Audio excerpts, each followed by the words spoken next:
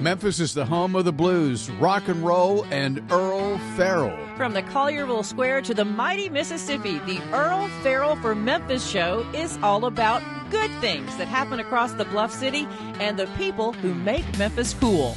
The Earle Farrell for Memphis show is made possible by our title sponsor, Southern Security Federal Credit Union, and by Kathy Thurman Edwards, State Farm Insurance. By Dive Shop and Dive Ventures nationwide. Jim Karras Chevrolet with George Gully. Napa Cafe Memphis and Glenda Hastings. Phoenix Unequaled Home Entertainment. For Memphis Magazine. The Live at the Garden Concert Series. And the Orpheum Theater Group Memphis. And by Mitch Wright Plumbing, Heating, and Air Conditioning. Family owned and operated for more than 40 years. Thank you to all the sponsors for making this possible. And now, coming to you from Lansky Brothers, Clothier to the King, inside the world-famous Peabody Hotel with the heart of a cowboy and Memphis in his soul. Ladies and gentlemen, here's your host, Earle Farrell. Only we're not coming to you live from Lansky's at the Peabody. We're coming to you live from the Guesthouse at Graceland. And our very special guest is here with us, Jack Soden. Good afternoon, Jack. Earle, good afternoon to you. It's delightful to have you here with us. Well, me, the crew, and everybody else from around the world are here today. There are a few other people here from all over the world. Your story, and I put up the promo today, I said your story is an amazing story because it really came about almost a chance meeting with Priscilla years ago. It was after Elvis had passed, and it came up about maybe getting some help from you to help save Graceland.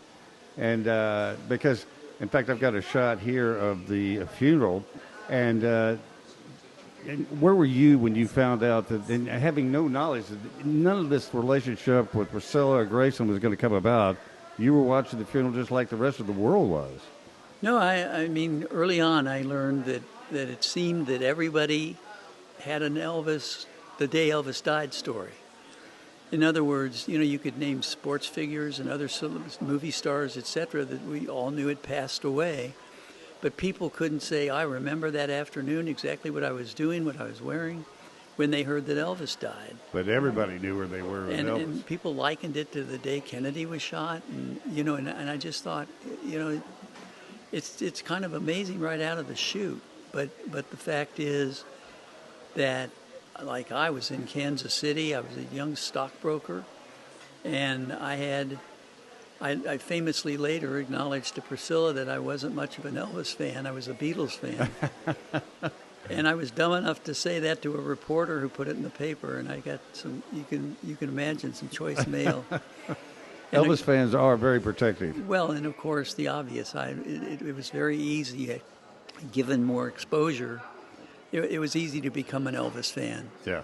And it was a transformation, and it was part of the.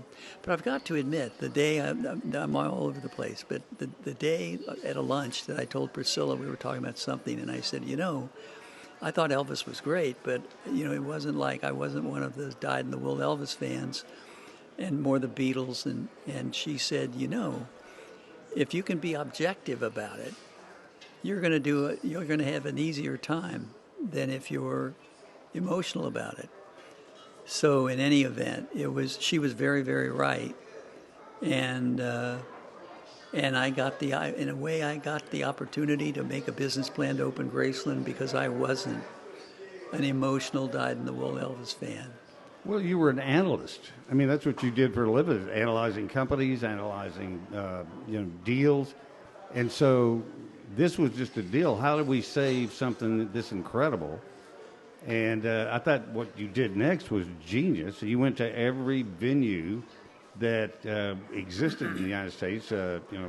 Mount Vernon, Monticello, Hearst Castle, Biltmore. It goes on, and and learned something that from every one of them. One of the things I learned that nobody said no. I got on the phone and called the Mount Vernon, Monticello. Yeah. That I can remember Hearst Castle, a protective assistant. Jerry Fiala was the director, And his assistant said, no, he doesn't have time to talk to you about, help you, et cetera, et cetera. And I said, well, if you'll make a note, just tell him my name's Jack Soden, and I'm working on a plan to open Elvis Presley's home, Graceland. This director that, according to his assistant, wouldn't have time to call me in a month, called back like in 90 seconds and was, Jack, tell me about this. And he was so interested. That's going to be incredible. And so it was exciting to become excited, because everybody I talked to was just like, they got it. And kind of the only place that didn't get it was here. Because I moved here, I got here in January of '78, so 6 months after Elvis passed. And I get here, and I'm thinking everybody was as much admired Elvis as just like the rest of the world did. And people would go, yeah, I saw him a number of times. He was always around. But it was not like a big deal like it was for the rest of the world. But I also noticed that with other famous people. Ringo Starr, interviewed him in the lobby of the Peabody. We walk outside, people go, hey, Ringo. The people didn't rush him. It's not like L.A. Memphis is just an unusual town. It's not that they didn't like Elvis or even love Elvis.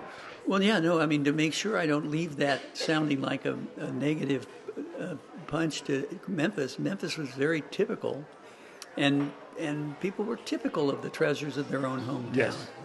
I mean, it was, I was in a training course with a firm in New York one summer, and I was going to be there for like 8 weeks, and the first weekend rolled around, and I thought, okay, I'm going to be a tourist. And so I asked these guys in the trading rest, and I said, I'm going to go out to the Statue of Liberty this weekend. How do I get there? And this guy goes, hey, Bill, how do you get to the Statue of Liberty? And Bill turns around and goes, hey, Fred, how do you get to the Statue of Liberty? Nobody knew. And I thought, well, New Yorkers haven't been out there. So it was pretty typical. When you first came to Graceland, and I've got a picture of you not long after that, what was your impression when you walked up to it and think, how are we going to present this? I know Priscilla, I've seen an interview where she said, I didn't want plexiglass to hide everything. I wanted it to be like they were walking into the home that I called home. That was one of the early decisions that we made. There were advisors that said, well, they'll peel the wallpaper and they'll take the beads off the lamp, and you're going to have to cover this with with plexiglass. And pretty soon we were imagining a place that had all the warmth of a hospital ward. Yeah.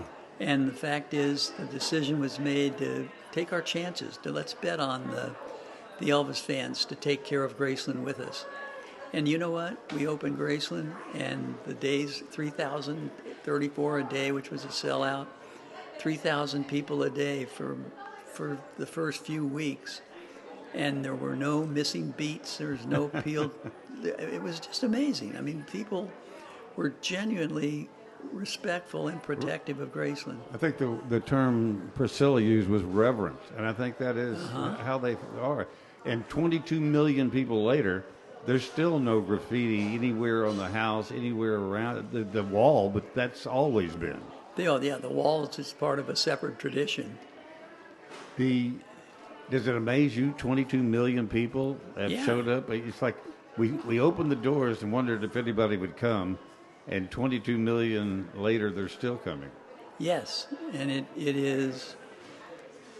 I don't know that I remember it as being unbelievable, astounding, etc. It was. We were relieved, and I remember those first few days that we sold out 3,000 tickets. And then, frankly, through the summer and into the fall, and there was always a tendency to kind of go, like, all right, we're happy days are here again. Graceland's going to be a big hit, and I wasn't just looking for things to worry about, but my worry was, what if there's 400,000 people in the world that want to see Graceland, and we just saw them? That was it. and the next spring's going to come, and so it wasn't with apprehension, but we crossed every T and dotted every I, and didn't take our foot off the gas to try to make Graceland once again, timely and timeless and relevant. The last thing we wanted to do was make it glitzy or, in other words. Well, I think that is what is the magical thing about it. It's exactly the way it was the day Elvis passed away. Exactly. And you walk in there. In fact, that's what Priscilla said. I want it to be just like they're coming to visit us at Graceland. They walk in, and everything looks exactly the same. And she says, that's the way I feel every time I come back to Graceland. It's like coming home again. Great tribute to you and your crew. That was the other thing. How did you put together a group of people to pull this off? Because you couldn't have done it by yourself. Oh, no, of course not. I mean, some of it was luck. I mean, there was a guy named Ken Brixey who had been out at Liberty Land, the theme park, running kind of the music shows that they did in the summer and et cetera. And he called me in my office in Kansas City and said, I really am interested in what the possibilities in Graceland and et cetera. And I said, well, I'll tell you what, the next time I'm there, which is next week, let's have breakfast or lunch. And in any event, I met Ken. He was incredibly enthusiastic, and that's kind of the answer to how to know a lot of good people right out of the chute. And Ken introduced me to people that he worked with. We got some really good people who had been with Liberty Land, and the superstar in all of that was named Debbie Jarvis, and now Debbie Johnson. And Debbie was just a fireball, and had that do whatever it takes attitude, we were lucky to have a team come together right from the chute that were excited and got the culture that we kind of developed right from the beginning, which was both optimistic and excited, but careful and protective. I know that when we first started covering and it first opened up, in fact, I was one of the first crews to be allowed in Graceland.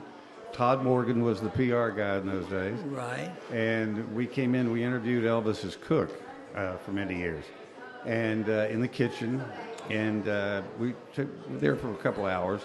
Todd said, I got to go, but I trust you guys. I've known you for years. You've been coming out here. Just don't go upstairs. And I said, not a problem. So we shot the pool room, the TV room, the kitchen, the jungle room.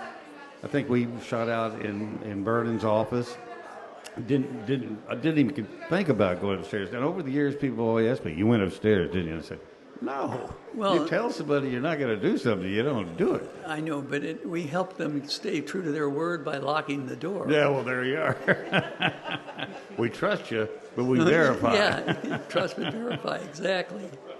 Does it amaze you, all of the other famous people that show up at Graceland? And a lot of times they don't even tell you you're coming. They just show up. Yeah, no, I've always said that Graceland is Elvis was the star's star.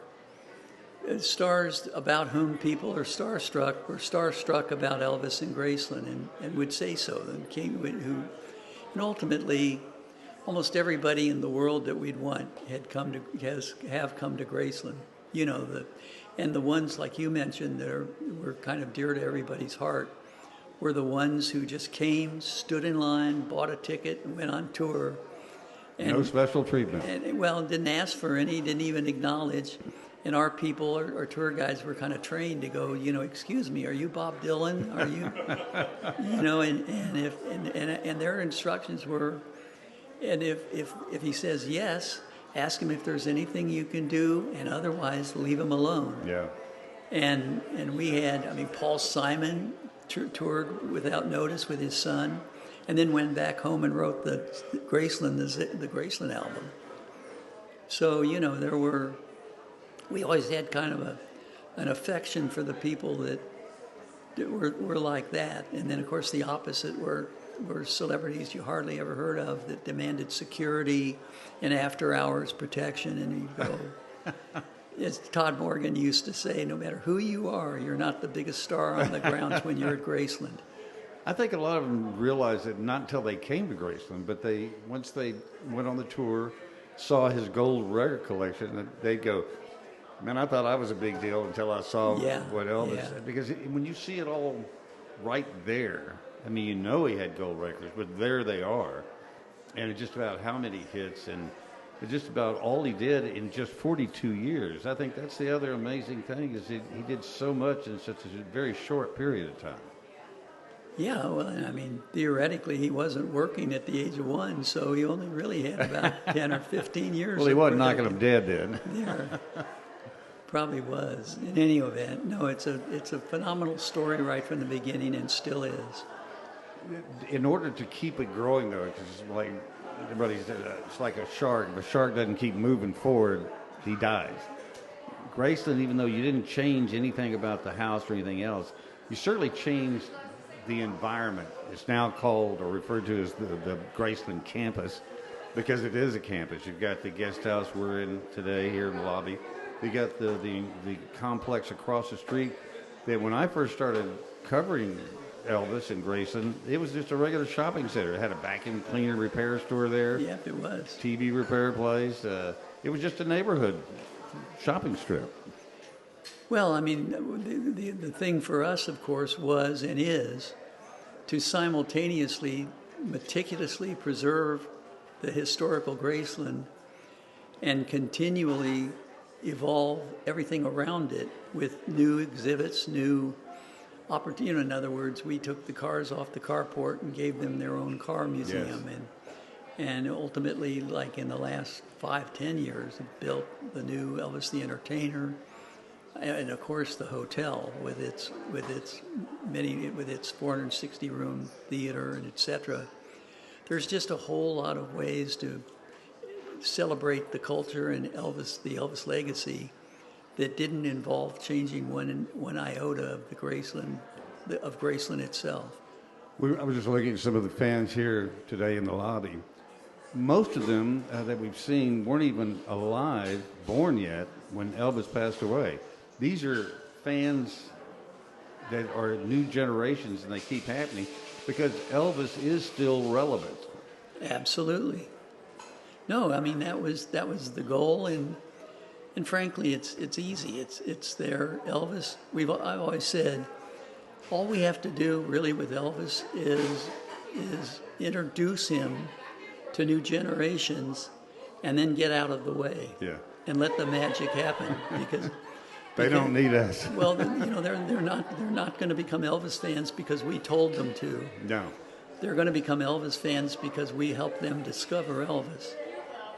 Well, and the thing is, there's been a couple of a movie that came out 2 or 3 years ago that was such a big hit, and that reintroduced his music and the story of Elvis to a whole new generation that maybe didn't know that much about him. But the thing is, the Elvis story just does not go away. Right, and Baz Luhrmann did a great job of telling it, and one of the amazing pieces of that was Austin Butler. Yes.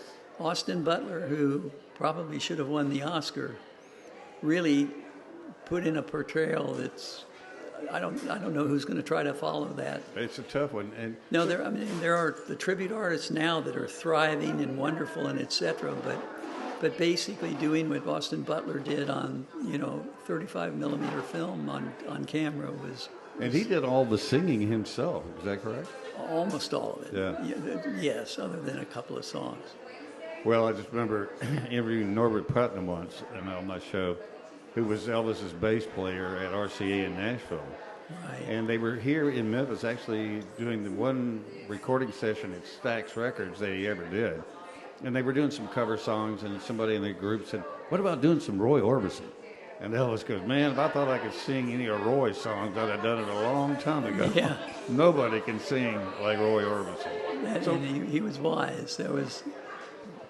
And then Roy Orbison couldn't sing like Elvis, no. So they admired each other. Territory. The class of '55, an amazing thing, and it all came out of Sun Records. I mean, that is still, when you look at the people that Sam Phillips instinctively said, this person's good, and they all turned out to. Maybe there are some failures. I don't know who they are, though. They came through Sun. Well, they say there must be something in the water in Memphis for for all the talent that's come out of this relatively small city. And continues to. Oh, yeah. I mean, it just keeps going. We're having Andy Childs coming on here later after you. And he's somebody that's made a living just off of the things he learned and his experiences here in Memphis. He worked at Liberty Land. I was going to say Andy's a great example of just immense amounts of talent. And he started out as a kid doing shows in the summer in Liberty Land. Yeah. And he was like 16, I think, when he was working. Yeah, there. And once again, Andy's a perfect example of one of the finest people I've ever known. He just is, and a talent beyond belief with Six Wire, his band. Yeah, they can do anything musically. And does. I mean, they play Super Bowls. They played at the Republican Convention last summer. You never know where they're going to pop up next. Exactly. No, he's a perfect example. And then, on and on. The artist that came out of Stax, the artist that Chips Moman developed out of American Sound. He goes on and on. When you look at just the number of people that I've interviewed, just me, over the almost 50 years since he's been gone, I have not interviewed one person that ever said a negative thing about Elvis. Not one. No, exactly. But to me, that's who does that. And it's because he treated everybody, from a fan that just wants his autograph to other people in the industry. He was very kind, generous, and nice to everybody. Oh, absolutely. And endless, we have endless examples of almost anybody in the world that have quoted and paid homage to the influence that Elvis was. The future of Graceland, this really is the future. Generations that weren't even alive when he was alive are still coming here to relive that story and to see it up close in person. And I've asked many people over the years, do you think this will ever go away? And they've all said, I might have thought so years ago, but not now. Yep. No, once again, I've said from the day we opened, June 7th, 1982, that there was somebody with a microphone in our face going, okay, but another 10, 15 years, Elvis fans will have gotten older and do other things. So what are you going to do then? Turn Graceland into a park? And right from the beginning, I can remember in the 80s saying, if Elvis is not incredibly timely and relevant 10, 15, 20, 25 years from now, it'll be because we missed the mark. We didn't do our job.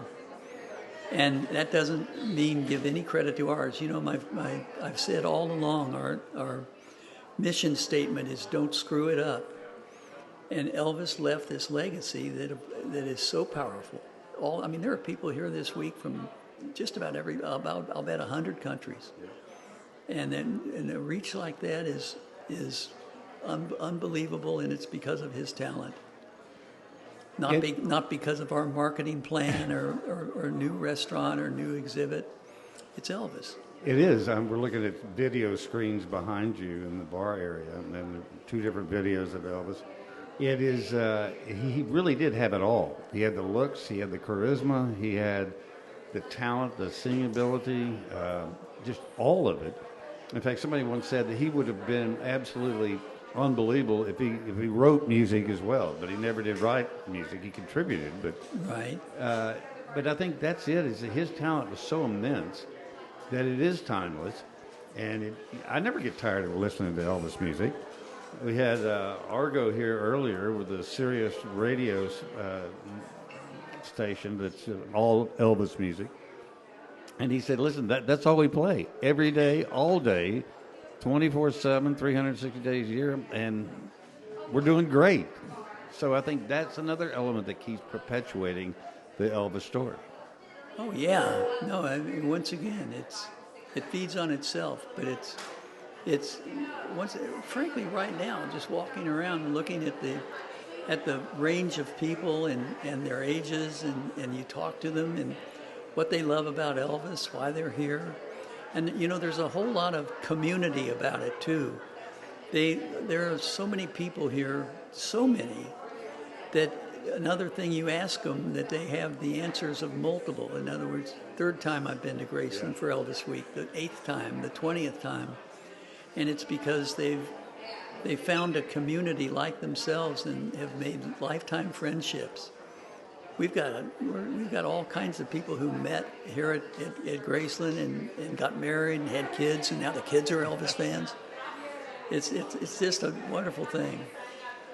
Well, I got you. The music and I think the tribute artists also, because it's like you get a little sense of Elvis with each one of them, but in a different way. But it also points out the fact that there ain't going to be another Elvis. I mean, as close as they come sometimes, and as much as we like watching people perform his music, there was only one person that comes close to being Elvis, and nobody could take his place. Well, yeah, and I mean, I always say that it's the discovery point. When you ask people of all ages, when did you become a fan? What made you become a fan? You know, sometimes it's my mom was a fan. Sometimes it's my roommate at school was a fan. But the fact is, it's always a discovery, and very much so because of talent and devotion to doing it well. The ETAs, the tribute artists, have become a bona fide discovery point. I mean, the stories increasingly are, I was out with my girlfriends in Chicago in a bar, and there was an Elvis impersonator, tribute artist, and kind of thought, well, this will be kind of silly, and and then an hour and a half later, I was dancing on the table and in love with Elvis, and it made them, I don't know, I guess maybe it would be like going to a minor league baseball game and making you want to go to the major leagues. Yeah. And Elvis is the major leagues, and the minor leagues are producing some great performers. Well, they really are, and like tonight is the candlelight vigil. And I remember the first one I came to, there were probably 20 or 30,000 people out there, and it is an amazing sight. It's one of those things, it's sort of like the Grand Canyon. You can't really appreciate it unless you're there, because you cannot, your vision a camera does not capture all the lights. They try to shoot it from the sky, and it's just thousands of lights. But when you see those people in the procession, and the impact on the faces of the people there, I think is striking. Oh, absolutely. No, and we always say we need, part of the regeneration is there's more people for whom a walk up that driveway hurts their knees than there were 30 years ago. So, but the fact is, it is one of the most natural, spontaneous, beautiful events anywhere. And it touches people, moves people, and it goes on no matter what. No, not hot, cold, rainy, but it's going on tonight, and we always look forward to it. Well, we thank you, Jack Soden, because I don't think any of this would have happened without you. And I think you've done a wonderful job. You love Graceland, you love Elvis, and all these other people do too. Well, anyway, it's been an honor and a real adventure for me to be involved. Well, a gift of a lifetime. It really has been. No, it's true. It's like winning the lottery, having the chance to be involved in this thing. Because I've always said, yet again, about Elvis. It's Elvis, Elvis, Elvis. Elvis, in addition to everything else, has made us all look smarter than we are. Well, you had a good subject to deal with, so that was what you started with. Exactly. Thank you, sir. Thank you. All right, we're going to be taking a break, and then we'll be back with the Morris family. So stay with us. Hi, I'm Dawn Grader, President and CEO of Southern Security Federal Credit Union. We're the proud title sponsor of the Earle Farrell for Memphis show, coming to you live from Lansky's in the world-famous Peabody Hotel and celebrating all of the great things about our great city, Memphis, Tennessee. Hi, I'm Glenda Hastings, owner of Napa Cafe, and I'm so proud to be part of the Earle Farrell for Memphis show, streaming live from Lansky's from the Peabody. We will be showcasing not only Napa Cafe, but some great restaurants around town. We look forward to seeing you. Hello, Memphis, Mid-South. And first, I'd like to thank you for visiting with Earle Farrell Memphis today, and we want to support him just like you do. I'm George Gully, one of the sales managers at Jim Carrey Chevrolet. We've been in business here in Memphis for over 75 years. I've been associated with the company for almost 25, and I'll help you find the right car, truck, or SUV here at not only our Chevy store, but also Buick, GMC, Nissan, Subaru. We can help you find that right car. Keep watching, Earl, and come see me. Thanks so much. Hi, I'm Kathy Thurman Edwards, State Farm, and I'm so excited to be one of the sponsors for the Earle Farrell from Memphis show, broadcasting live from Lansky's at the Peabody. And I'll tell you all about what we've got going on at our office. Gift cards for quotes. No purchase necessary. I'm better looking than a lizard. Hi, this is Randy Wright from the Dive Shop and Dive Ventures in Memphis. We've been in Memphis over 64 years teaching people to dive, snorkel, and swim. We'd love to have you come join us and have some fun. We're also a part of the Dive Ventures group with 18 locations across the country, stretched from Phoenix to Vienna, Virginia. Please give us a call. We'll be able to take care of you at 999 South Yates in Memphis, or call us at 901-763-DIVE. Hi, I'm Brett Batterson, President and CEO of the Orpheum Theater Group in downtown Memphis. We are so pleased with our partnership with the Earle Farrell Show and very happy that he is broadcasting live from Lansky's at the historic Peabody Hotel. We're all here to make Memphis better. Hi, my name is Jameson Todd, and I'm the director of Live at the Garden and the Radiance Amphitheater. And we're so excited for our 25th year of Live at the Garden here at the Memphis Botanic Garden. We've got a great lineup for you this season, so come on out. Hi, I'm Olivia Wald, Director of Marketing and Communications for Memphis Botanic Garden and Live at the Garden. We've had Earle Farrell right along the way for the past 25 years, and we can't wait to talk more about the season this summer on the Earle Farrell for Memphis show. So come out to Live at the Garden. Our first show is on June 21st. Hi, I'm Mitch Wright. And I'm his son, Mickey. And we're the owners of Mitch Wright Plumbing, Heating, and Air. And proud sponsors of the Earle Farrell for Memphis show. We're thankful to be part of the Memphis community. We've been in business for 42 years, taking care of people and loving the people of the Mid-South. Hey, my name is Jake. I'm with Phoenix Unequaled Home Entertainment.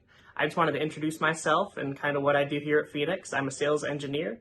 A lot of the times we talk about home theaters, but there's so much more that we offer. We offer a lot of home security solutions, as well as water detection and everything. So if you guys ever need anything, give us a call. We'll get you guys fixed up. And we're back live here at the Guesthouse, and we're here with the Morris family. Yes, we are.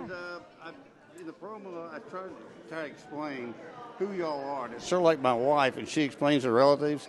She goes, now, you know Aunt Betty, who married Uncle Fred, but that didn't work out. And then but there were no divorces here, but it is a blending of families. It is I'm actually Donna Rhodes from Memphis, from a famous music family, country music family. Grew up with my sister and brothers and mom and dad doing performances. Your parents had a show on WMC Channel 5. For about 27 years. It started with the original Rhodes gang, my dad and his two brothers, Slim and Speck, and Dusty Rhodes.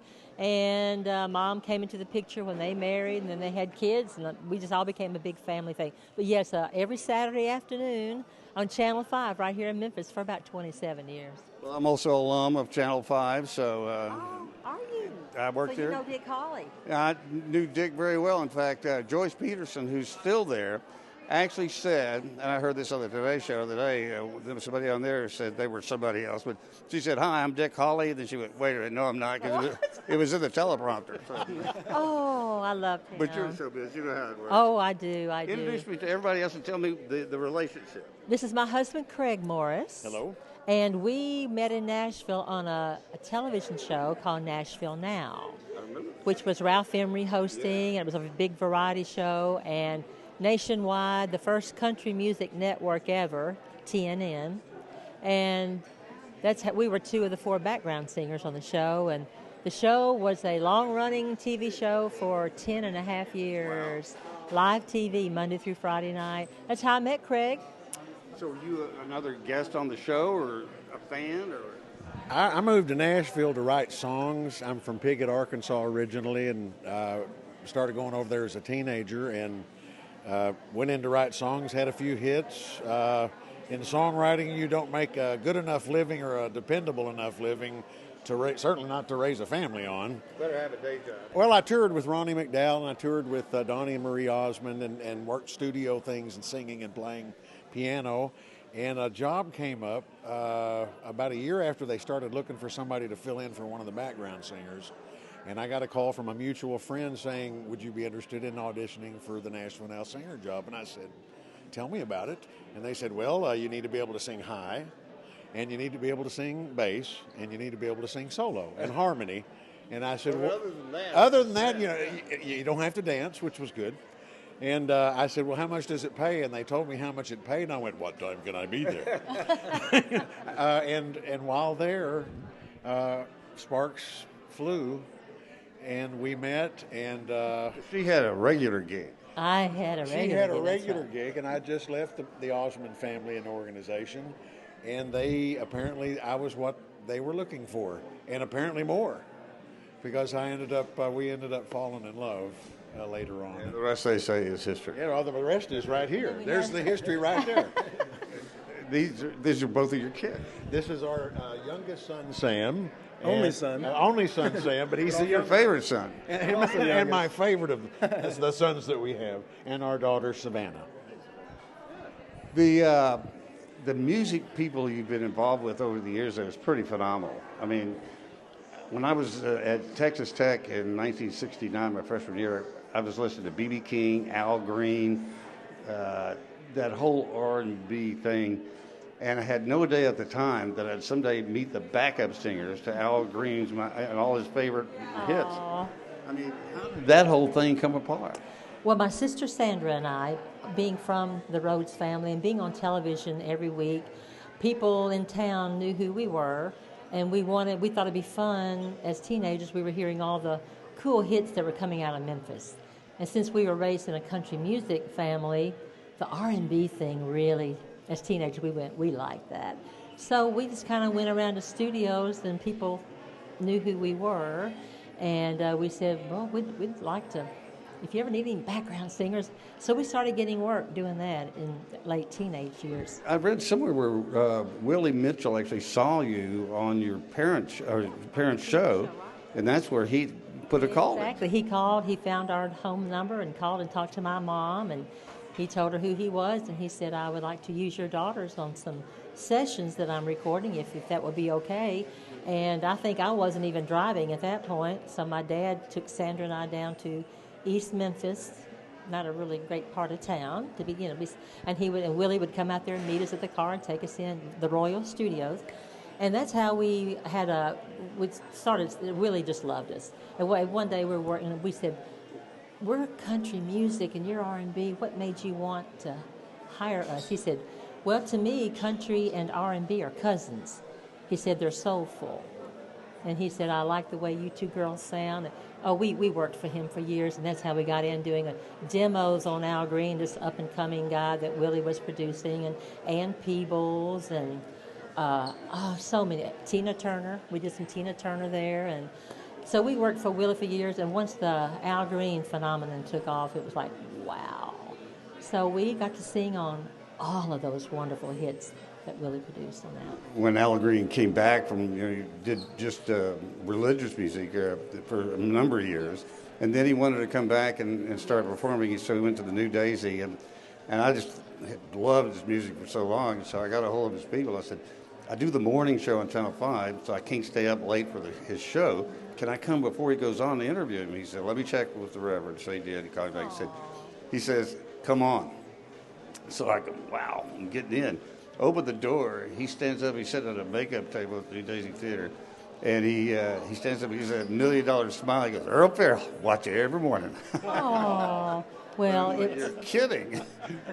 Well, and the same thing with the Chips Moment Studio. We started working for him on demos for people here, and then just ended up doing Neil Diamond, Sweet Caroline there, and Elvis, and B.J. Thomas, Hooked on a Feeling, and Mac Davis. We did and then Muscle Shoals. Good Lubbock boy. We were we drove from Memphis to Muscle Shoals all the time, and we were at the right places at the right time of our lives, and had the right sound. I guess it's something that they liked, and we got to sing on so many wonderful hits. It's almost like somebody made the story up. It's so you're so diverse. I mean, singing with Elvis, Al Green, all these different people. You're going out to the West Coast and work. I mean, you've worked there, Vegas, Miami. Exactly. With the Bee Gees, we started working with. We went down to Miami to Criteria. Someone who used to work in Muscle Shoals moved there as a producer and wanted us to fly down and just sing on one session. And it went over so well, he said, "Can y'all come back next month?" We said, yeah. So we go from Memphis to Miami a lot, and the Bee Gees were also around that studio at that time. And but we were down there doing John Cougar Mellencamp and Firefall and Harry Chapin. You got to pinch yourself sometimes. Oh, and then we were having coffee in the lobby and met Robin and Barry, and we got to talking, and they loved our accent. We loved their accent. They found it. You don't have an accent. Nah. But we had a country music background, and one day they said, "Listen, we just recorded this country song, and we'd like for you girls to come in and sing background for us." We thought, but you're your own background singers, but they wanted our country sound, so they added us on one of their songs. It was like, what? And then we got to go to Barry's house for weddings. Like his drummer got married, and we went all the way to Australia, or just in Miami? Just in Miami. And then their younger brother, Andy Gibb, they produced an album on him, and they had us come sing most of the background. So one thing just led to another. So you got to be the smartest guy in the room. It would appear so. I caught her at a weak moment. She had not eaten. I think her blood sugar was low, and I was handy. You were using the deep bass voice. He's a very talented young man. He worked for Loretta Lynn for her last 12 years of her touring life, piano playing and singing, and wrote a song that Ray Charles recorded, Ray Price recorded, the Oak Ridge Boys, Reba McEntire. He's got a resume all his own. And a day job with you. And a day job. I like keeping up with her and protecting her. Well, let's listen to you. I'm going to step out of the way, and they're going to entertain us here a little bit, and I'll just step aside.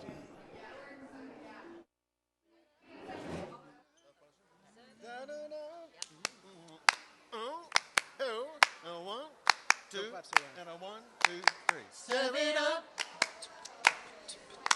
and drink it down. Stir it up. I took my troubles down to Madame Rue and drink it down. You know the gypsy with the gold cap tooth.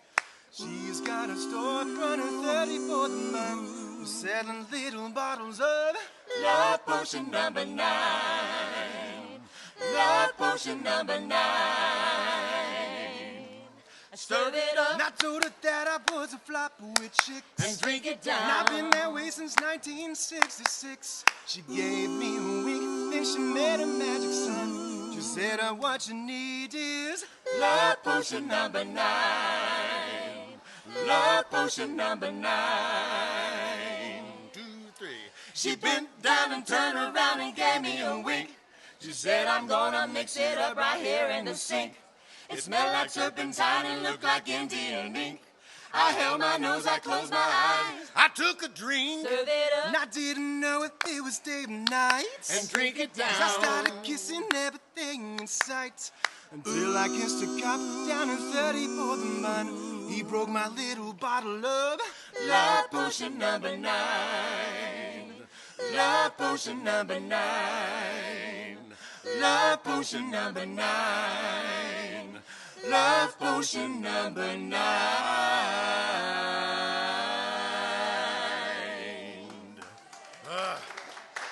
Thank you. Thank you. For another, put it in the key. Bum, bum, bum. Bum, bum, bum, bum. Oh, yeah, I know. Yeah, then it's taken me all this time to say. Oh, yeah, I'm slow. Yeah, so it's taken me all this time to say. Oh, yeah, tiptoe. Yeah, and I want to acknowledge my mistake. Oh, yeah, yeah, and I hope that you know it's not too late. Yeah. Put it in my pocket, put it in my pocket, in my back pocket, put it in my pocket, in my back pocket. Oh, oh, oh. And I put it in my pocket, put it in my pocket, in my back pocket, put it in my pocket, in my pocket, in my back pocket, and I read it when I'm alone. Keep going. Oh yeah, I know, yeah, that it's taken me all this time to say, oh yeah, I'm slow, yeah, so it's taken me all this time to say, oh yeah, tiptoe, yeah, and I want to acknowledge my mistake, oh yeah, yeah, and I hope that you know it's not too late. Oh, put it in my pocket, put it in my pocket, in my back pocket, put it in my pocket, in my pocket, in my back pocket, oh, oh, oh. And I put it in my pocket, put it in my pocket, in my back pocket, put it in my pocket, in my pocket, in my back pocket, and I read it when I'm alone.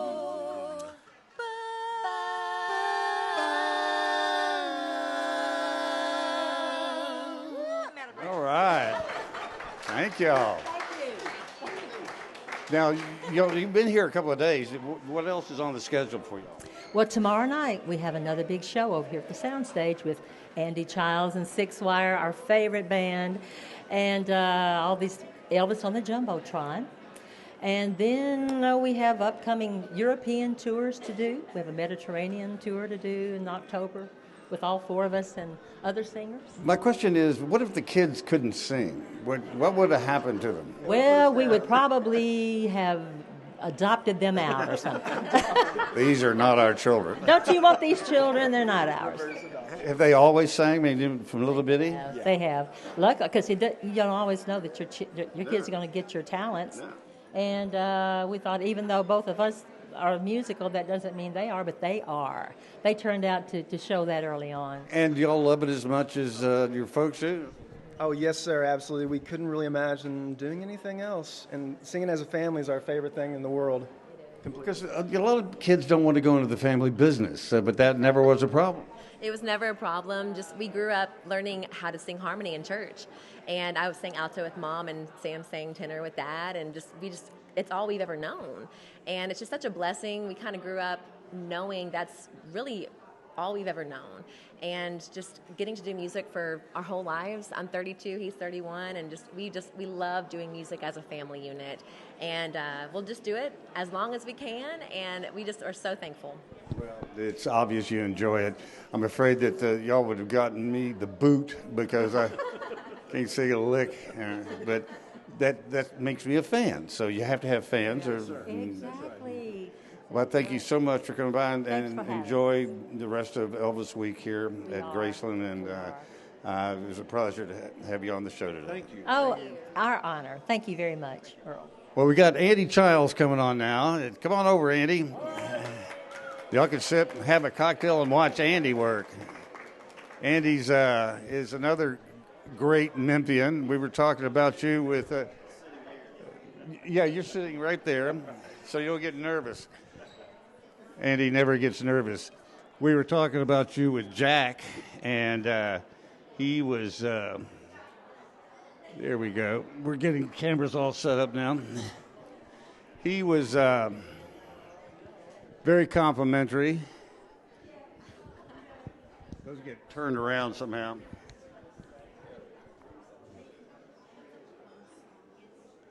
He's going to do one. You're going to do a song for us. But not while you're sitting down. We'll break and hold on. We're going to get your mic up in just a second. Okay, I think we're all cooking there up. we go. Andy Childs, everybody. Hey, everyone. Nice to see you. Jack Soden, we were talking about just that nobody ever said a bad thing in all the people I've ever interviewed about Elvis. He was very nice. He's kind to everybody. I hear that about you all the time, too. Not only is he really talented, but you're such a nice person. And other artists want to be around people like you because there's so many difficult ones. But I really think most of the successful people I've met in my life are all very nice to everybody. I can't tell you of any bad experiences that I've had with star artists. You know, it's always been great. And in fact, surprisingly good. In the fact that working with a lot of different celebrity guests on shows that I do around the country, that every one of them has been great. I think maybe the further they are into their career, maybe the nicer they become. Well, I think you realize as you get older that you still can't believe you got a chance to be here, you know, and that the fact that you're still here is a major miracle. Sure. When you do tour and really all over the world, and you say, you know, you're from Memphis. Yeah. What's the first thing that people say when you say Memphis? You know, I've always been proud of coming from Memphis, and I think that I preface it whenever I say that I'm from Memphis, that it's the birthplace of rock and roll and home of the blues. You know, all the lines that we use when we're promoting Memphis. I usually say that, you know, even on stage, I'll say that. Most people react really positively when I say that I'm from Memphis. Their eyebrows raise, they light up a little bit because there's something magic about the word Memphis, and everybody immediately equates it with music and rock and roll and blues and R&B and Elvis Presley. In fact, Alexis Grace, who was on one of the big shows, you know, America's Got Talent, got to the finals. And I was interviewing her, and I said, so when people found out you're from Memphis, what did they say? They would go, that's not fair. You can't have somebody on from Memphis because they got all that connection going on. But and feels that way Jack sometimes. Soden mentioned it too, and I've heard it said many times that there's almost something in the water here in Memphis. It's not just musicians and talented people; it's entrepreneurs. It's Fred Smith, Pitt Hyde, Plow Incorporated. I mean, it's all this stuff that seems to just happen in Memphis that doesn't happen anyplace else. Well, if lightning isn't supposed to strike in the same place more than once, I think Memphis has disproved that time and time again. So there have been a lot of lightning strikes here that started a lot of great things. Did you think when you were a young guy, 16 at Liberty Land, that your career would become this successful and you would be, because you're one of the few people I know that not only successful, but you're happy. And I think that's a tremendous accomplishment too. You know, I don't really know what I pictured for the future. I decided when I was very young, even younger than 16, that I was going to sing, play guitar, write songs. Because you could. I guess, yeah. And so it just took a lot of different twists and turns that I never expected. I never expected, honestly, to be involved with the Elvis Presley world at all. That didn't occur to me. I was a fan. But when I was growing up, I was listening to all kinds of different things, and I think that I imagined myself being a songwriter and singer and guitar player and all of those things. I didn't know that I would get a chance to work with everyone that Elvis worked with and to be able to produce events here at Graceland for Elvis Week. I didn't know this would be part of it. They love you here at Graceland. I mean, it's but everywhere else too. I mean, you performed at Super Bowls. You performed at the Republican Convention this summer. You did. I mean, it's diversified. You do a little bit of everything. And is it because you're so diversified in the things you do that you kind of fit every venue that you go into? I guess so. I guess that would be why. I think that when in my lifetime, from when I started, I was just determined to. I think my only goal was to be able to make a living in entertainment business. And I don't know that I ever looked at it thinking, wow, I'm going to have a bunch of million selling records. I'm going to write a bunch of #1 songs. I'm going to make a lot of money. It wasn't really about that so much. I just wanted to be able to make a living doing this and be in music and entertainment. I had a vision of myself, I suppose, as being a singer, songwriter, making my own records and all. And I've done that too. But I thought that would be the #1 thing that I did, and it only was just one chapter. I asked Carl Perkins one time, did it ever bother him that obviously it bothered him, he had the big wreck and nearly died, but that he was out of the business for over a year, and Elvis covered Blue Suede Shoes, went on to become Elvis, and, you still were in the biz, and everybody knows who you are today, and you've played with everybody, and he said, I've had the best life I can imagine. And he said, not being Elvis was the best gift I ever got. That may be true. And he said, I got to raise a family. Yeah. I got to live in Jackson, Tennessee, and still play with the best musicians in the world, and everybody knows who I am. So what more could I have asked for? And it really is true. It's like somebody said once about Elvis, that he nearly was in A Star Is Born with Barbra Streisand. Chris Christopherson got the part because the Colonel wouldn't let him do it. I said, how much more famous would he have been if he had done A Star Is Born? I mean, I think, look at this. Look where we are today. Hard to know. That might have taken a different. That might have had Elvis Presley's career taken a different turn, but he couldn't be bigger. I don't see how he could be bigger. There's nobody bigger. There is. I don't know about him. Yeah. What is the best part to you about being an entertainer and being as diversified as you have, and being able to come to Graceland and they love you here? I have such a long story because now at my age I've been at this a very long time, and there's so many great stories. But since and things that are important to me and things that I've gotten to accomplish, and one of the greatest things would be that through entertainment I've been involved with events to raise funds for St. Jude Children's Research Hospital. And it's coming up on, with the events that I've been involved in alone, it's coming up on $50 million or more that our events have raised for St. Jude Children's Research Hospital. I never dreamed that I would even get a chance to be involved in that. And so being able to do something and create some events that attract people that have the resources and that want to give their funds to St. Jude. We're not doing anything magic, but we're creating great events that people want to come to, and when they come to those things, they invite their friends to come to, and they're usually people that have the resources and the funds to give to St. Jude. That's probably something that would be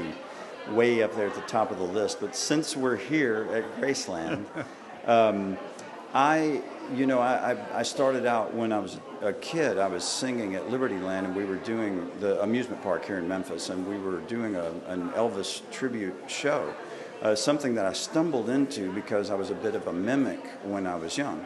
And I could just, kind of casually imitate people's voices, even like teachers and that kind of thing. And so I sort of stumbled into doing that, and it became kind of a big thing for a little bit, but it scared me because I wanted to write songs and be known for being me.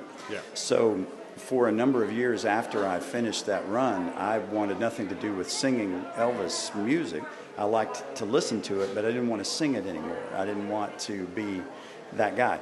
So after I got a chance to go and do those things, and I made records for RCA and then for Warner Brothers with my band Six Wire, we had a nice little run on both of those solo records and the ones with Six Wire. We had a nice little run, and then started working in television. And somewhere along the way, talking with Jerry Schilling and with Joe Gershio, who was Elvis's conductor, and I got to be friends, I got kind of drawn back into this in a little bit of a different role.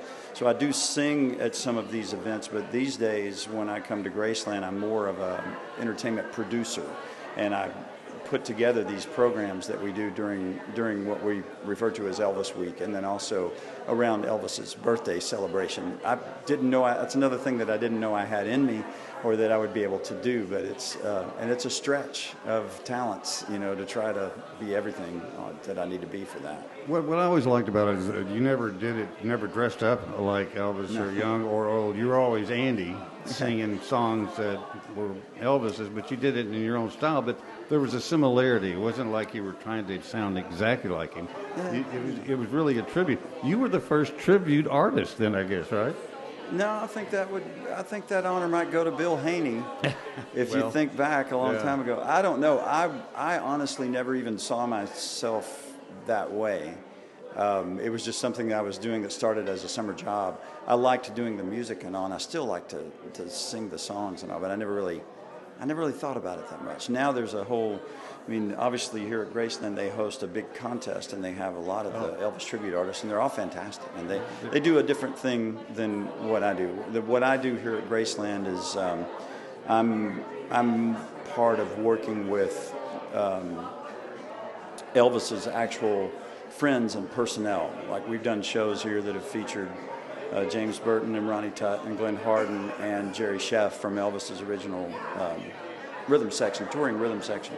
And then even last night we had members of the Imperials, we've had members of the Stamps, we've had members of the Sweet Inspirations, all at different times in the last 10 years on the stage at the sound stage across the street. And so I've been more involved in working with people that worked with Elvis and trying to make those programs happen. Well, and it takes people like you, because you understand the musicians, you know who can do what, and pull the whole thing together, because you get a lot of people that are good at producing, but don't know anything about music or the personalities involved. So I do have a piece of that you did at the soundstage. I think we're going to play, and then you're going to sing one for it. When was this? Recently. But let's here this is.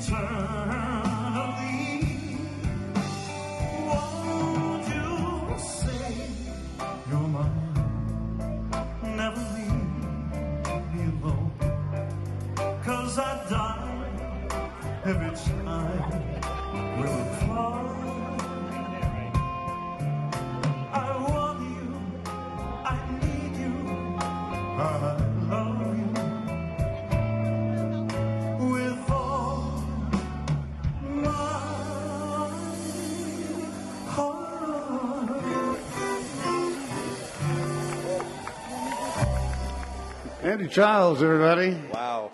Let's see if I could do that. I would sing Elvis all the time. Okay, all so the time. that was actually filmed at the Overton Park Shell, which is the Levitt Shell. Yeah. And it's back to the Overton Park Shell now. Oh, it is? Yeah. Okay, I didn't know that. Just recently. So that was at the Overton Park Shell. That was 2014. We were doing a 60th anniversary of Elvis Presley's first recordings at Sun, which would have been July 5, 1954. So that was July 5, 2014. And that's what that was. That's Overton Park. That was Dave Smith on bass behind me, and James Robertson on drums.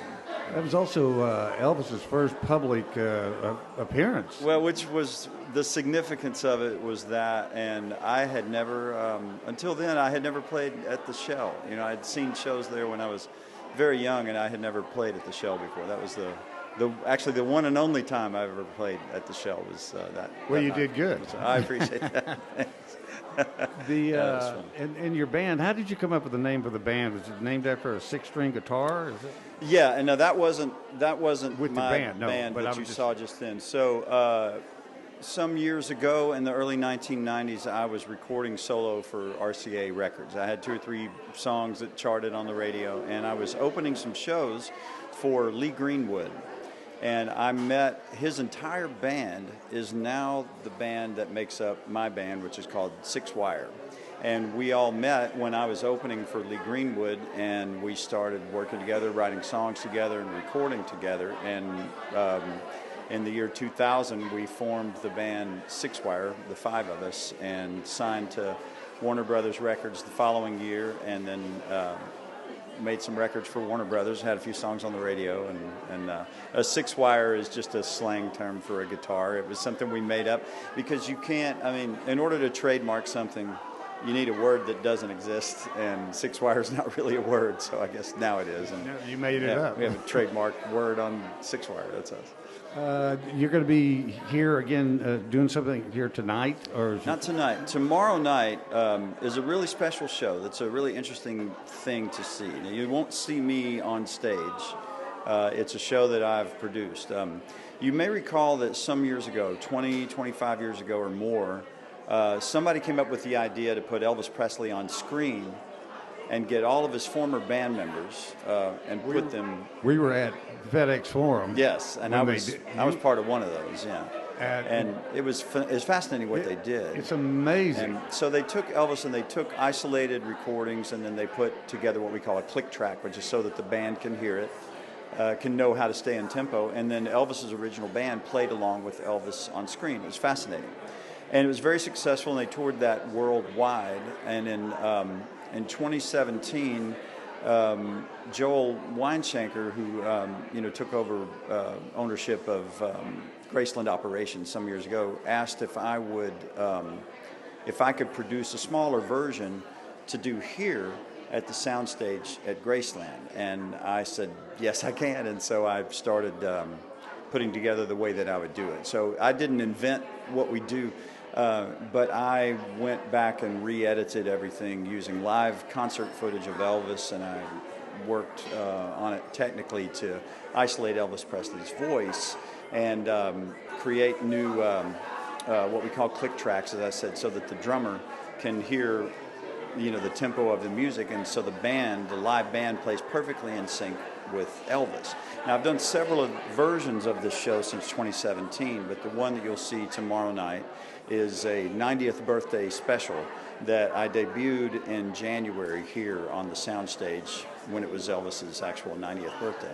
And this one has Elvis performing in the 50s on Ed Sullivan's show, in the 60s on his own television special that he did on NBC, and some footage from Elvis in Las Vegas, and then from Elvis on tour, and then also from Elvis's live satellite broadcast that he did in Hawaii. So it's fascinating because it's a really, really great 2-hour show that where you have a live band. Everybody's live. The Morris family are the background singers. My group, 6-wire, is the rhythm section, and we have a horn section there and all. It's quite a spectacle, and then a big screen with Elvis up there singing, and all you hear is his voice. Everything else is live. The amazing thing to me is watching that one, because they had 2 big screens on both sides of the stage at the FedEx Forum, and you forget that he's not standing on the stage, because when you go to a concert, you watch the screen. Yeah. And you really get lost in it, and you feel like you're there. In fact, Kathy said she never really was an Elvis fan. She liked him till we saw him in that. She said, that's the most incredible talent I've ever seen. Because I've never saw him live. She never saw him live. Did you ever go see Elvis live? Never got to see Elvis live, but I did get to meet him. But I was 7 years old. I think it was a bigger deal to me than it was to him. So. Well, it's. I think that because he came to Odessa, Texas, where I grew up, and I mean the Exeter County Coliseum. Elvis literally went everywhere. In fact, I recently saw an interview with him when he was first starting out. He said, I went to every podunk town in Texas, Louisiana, Arkansas. And he said, I was just glad to be out in front of people doing what I love to do. Yeah. Kind of what you said a minute ago about your own career. Yeah. Would you like to sing another song for us? I just didn't have any idea I was going to sing. I don't have a guitar with me or anything. That's fine. Like that, then if you're not going to sing, I'm not going to sing, okay? Unless you want to do a No, duet. you wouldn't want to do a duet. No, you heard me sing there. No, I think people love that. It's and they're looking forward to the thing tomorrow night. The candlelight vigil is tonight. Have you ever been to the candlelight vigil? Several times. It is. You try to explain to people how moving that is. It's really hard to do because it's like you got to be there. You know, I didn't go for a long time. I knew that it was going on, and I'd always said I need to go out there sometime and see it. And then Kevin Kane called me one time and said, "Have you not been to the candlelight vigil before?" And he said, "Come ride with me. We're going to drive into the back where we can go out there." And I stood up on the hill and I watched everybody. And it's an emotional, moving experience to see that many people, older fans, new fans, fans that have been around since Elvis was still here, and fans that weren't even born yet when Elvis was still here. And it's a fascinating thing to watch. And like I said, very moving and very emotional to see people go and walk up the driveway, go around by the gravesite and walk back out. It's really, really something to see. Well, we're going to be there tonight, and I'm looking forward to it. Think about it. I've been covering Graceland and Elvis since 1978. I got here, went to work for the CBS affiliate in January. They sent me out to check on them, see if anybody showed up for his birthday. I said, yeah, they're here. And I've been covering ever since. And it truly is an amazing, amazing story that just keeps going on and on. Yeah, and I suspect it will. Well, with future projects in mind, there's another movie that's being created by Baz Luhrmann, but this time it's actual footage of Elvis and a lot of archived footage that people have not seen, and he describes it as something that is Elvis telling his story. So I think what he's doing is editing together candid footage, outtakes and all, when Elvis was filming in Las Vegas and on tour. And when that releases, I don't know when the public is going to get to see it. It's going to be at some film festivals, but I think that that's going to be a fascinating thing. And I think it'll give people an even better look at Elvis than the dramatic movie that Baz Luhrmann released a couple of years ago. I think this one will have an even greater impact because you'll see the real Elvis Presley, and I expect it to be really, really great. I think it's going to be a fascinating project. Forward to that. We're going to close with a clip of Elvis telling his story, really, on stage. Nice. And, I've always wondered if he could tell his story, how he would tell it, and this is a pretty good example. But Andy Childs, thank you for stopping by and sitting in with us. And I'm glad you're from Memphis, and I'm glad you're still out there doing it. I appreciate that. Thanks for having me on. You're sure welcome. Here's Elvis Presley telling his story.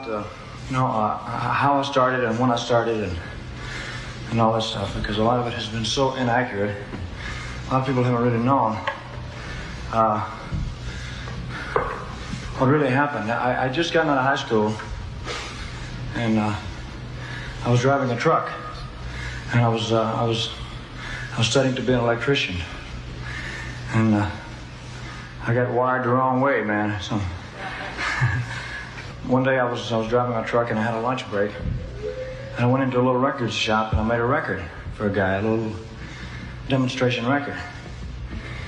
Well, the guy put the record out in Memphis.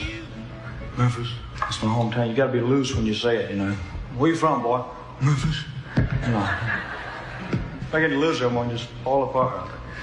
Anyway, the guy put the record out, and it became pretty big in Memphis, and all over the South, in certain parts. But nobody had really heard of me, so I was working for about a year and a half in nightclubs and football fields, barns, Louisiana hayride, yes sir. They threw me off the Grand Ole Opry. I went to the Grand Ole Opry, man. They gave me $6 and said, "Look, go home, man." I went to the Arthur Godfrey show, auditioned for the Arthur Godfrey show. I said, nah, he's bad, vulgar, bad. I didn't get on there either. And then I met Colonel Sanders, Parker. And so they arranged to put me on television and somewhere in 1956 or something. And I did 4 shows on the Jackie Gleason show, and I did 3 or 4 shows on the Ed Sullivan show. I did the Steve Allen show. And they had me dressed in a tuxedo on the Steve Allen show and stand perfectly still. I couldn't move. I was standing like this. and had me singing to a dog, man. There was a dog here, you know. And I'm saying, you ain't nothing but a hound dog. And the dog's looking at me like, you know, what are you doing, calling me names or what? You know, so. And they photographed me from here up and so forth, you know. It was pretty hairy back then. So anyway, I went into the Army in 1958. I got drafted. I went to the Army for 2 years. I came out in 1960. And I made some movies, you know, GI Blues and Blue Hawaii and several pictures that did very well for me.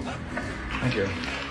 But as the years went by, I really missed the people, the audience contact. I really was getting bugged. I was doing so many movies and I couldn't really do what I could do. You know, they would say action and I'd go, what, Memphis. You know. Anyway, it all kept going and I really wanted to come back, and so that's why I'm here tonight.